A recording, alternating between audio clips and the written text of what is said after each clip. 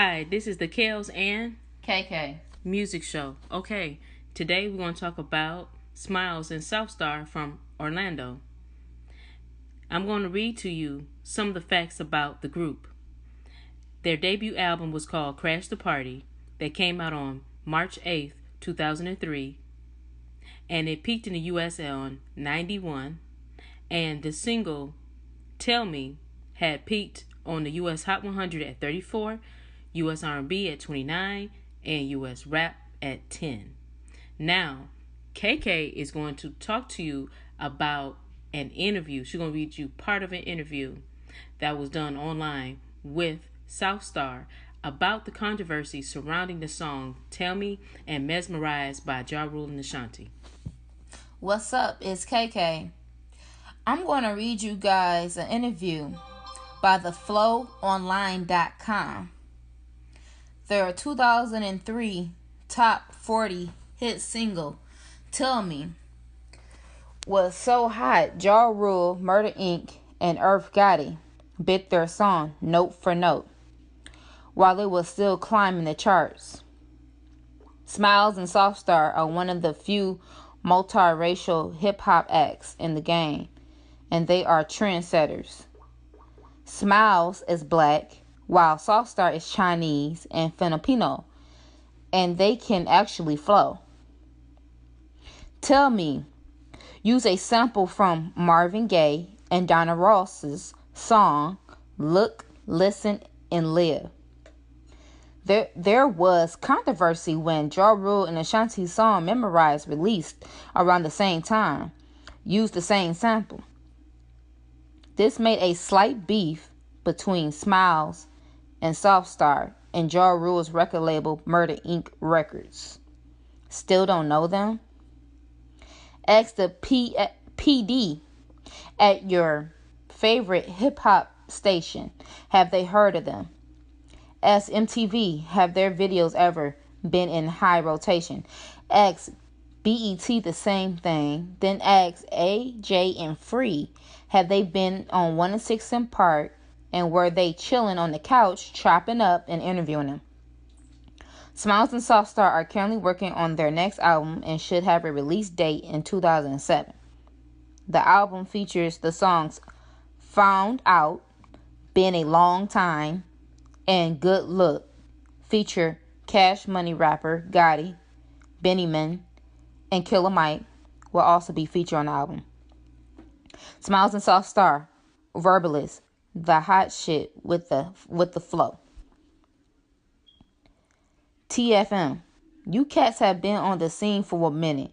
Many people know your songs, but don't know who you are by name. What are you guys doing to get the name recognized that you deserve? Soft. This album, we kept it self-titled with the first album we had, the hit Tell Me. But people really didn't get to know who Smilez and SouthStar were. So that was kind of our approach when we went into the studio over the last 3 years after dealing with all the illegal bullshit that be going on while we were going through that we really was trying to put together a hot album so everybody will get to know who Smilez and SouthStar really are.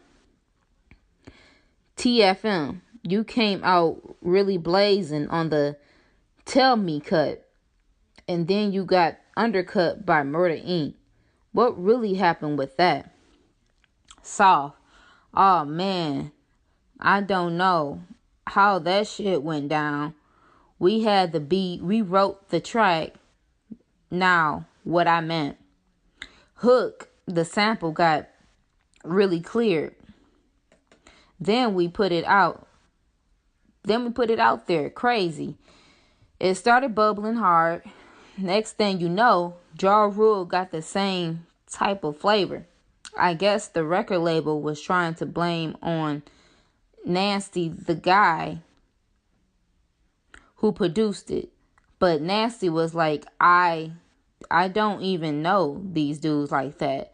I think the record would have been a lot bigger if Murder Inc. did didn't try to undercut us like that. But it kind of gave us more credibility because you have this multi-platinum artist trying to bite off of us. We were just some Orlando cats from Orlando rapping, trying to get our grind on. And here comes this dude trying to undermine our ideas. It still was a big song. Tell Me was still big. And we just took it from there. Okay. So that was South telling you about what happened. Now, let's listen to what the producer, DJ Nasty, said in an interview that was posted on MPC forums. Okay. It says here, Orlando hip-hop group Smilez and SouthStar broke into the mainstream with the single Tell Me, getting heavy rotation on radio stations across the country as well as BET and MTV. Shortly after, a song by Ja Rule featuring Ashanti, Mesmerized, with a very similar beat using the same sample was released. Ja Rule appeared on BET's 106 in Park and claiming that the producer of Tell Me, DJ Nasty of Nasty Beatmakers, had given him the beat. Ja Rule didn't mention you by name on 106 in Park, but he did say the same person who produced Tell Me gave him the beat for Mesmerized. What's your side of the story? The truth is that I don't have any relationship with Ja Rule and Murder Inc. The only time I ever seen Ja Rule was when he did a platinum party last year at Taboo. And even then, I just met him briefly. I've never spent time with him in the sense of playing music for him. Normally, when I make a beat, I will give it to my manager, Shaka Zulu, who shops it around for me. But the beat for Tell Me came straight out of the lab to Smilez and SouthStar. Why did you give it to them without shopping it around to more established artists first? I'd already given it to Dakari, the A&R and producer of their project, and a few beats to hear, and he shot them all down. I wanted to give them a real banger. We're both repping Orlando, so of course I wanted to help him. I'd love to work with them again. We made history, being the first hip-hop group to come out of Orlando, number 5 on Rap City. Is it possible that someone affiliated with Ja Rule heard Tell Me and just created their own beat using the same sample? That's the one thing in this game that you aren't supposed to do. Mad people hear beats before they're used. For example, a lot of people, even Big Pun, passed on the track for Whoa by Big Rob, jumped on it, and it blew up. My man Alchemist did the beat for We Gonna Make It for Raz Kass, but Raz Kass company never paid for it. So he let Jadakiss do his thing instead. People need to learn to respect the producers. So, would you say that Ja Rule stole the beat from you? All I'm going to say is that Tell Me was done more than a year and a half ago, and it's one of those songs that helped Smilez and SouthStar get their deal with Artists Direct. I'll let the readers decide. When Ja Rule got on 106 in Park and said that he got the Mesmerized beat from the same producer who did Tell Me, he couldn't have been talking about me. There's only 2 guys in my production camp, me and my brother, LVM.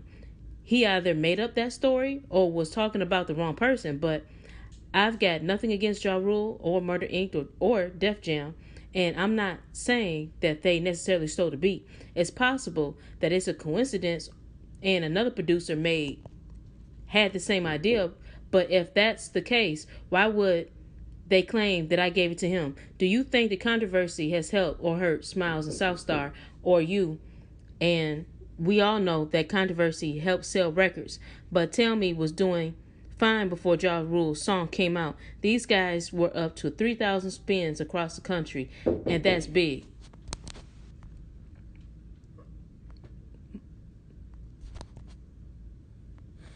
Okay, guys, this is what we think. Now, this is Kels. Now, in my opinion, I feel like DJ Nasty, he didn't want to take the rep. He didn't want to be the blame. And he claims that Ja Rule did not get it from him because it was only 2 people that was a part of his production company, which was him and his brother. And so, to me, it seems as though it might have been his manager who could have been the person who gave Murder Inc. that record for Ja Rule, since Shaka Zulu was the one who was responsible for shopping the beats around to other artists. And I feel like if it wasn't for that situation that went down, that Smilez and SouthStars, they would have did really well, and they would have been a top rap group, and we would have got a lot more hit songs from them. Tell me, what do you think? What's up, y'all? This is KK. Yeah, I thought that was a really messed up situation when I first heard Ja Rule and Ashanti come on with their version called Mesmerize, biting from the song of Tell Me by Smilez and SouthStar. I thought that they should have allowed them to get their shine, but instead they took the spotlight away from Smilez and SouthStar. That was wrong on so many levels, and I hate that happened to those poor guys, because it seemed like they never really came out with any more music since then. Well, at least not on the radio. They came out with more songs, but it wasn't played on the mainstream radio like that, and we didn't see them again on 106 in Park or MTV. So tell us, what do you think, guys? Do you remember these guys? Do you remember them from back in the day, from 2002, 2003? Did you like their music? Did you want to hear more from them? Okay, like, share, and subscribe, guys. We're out.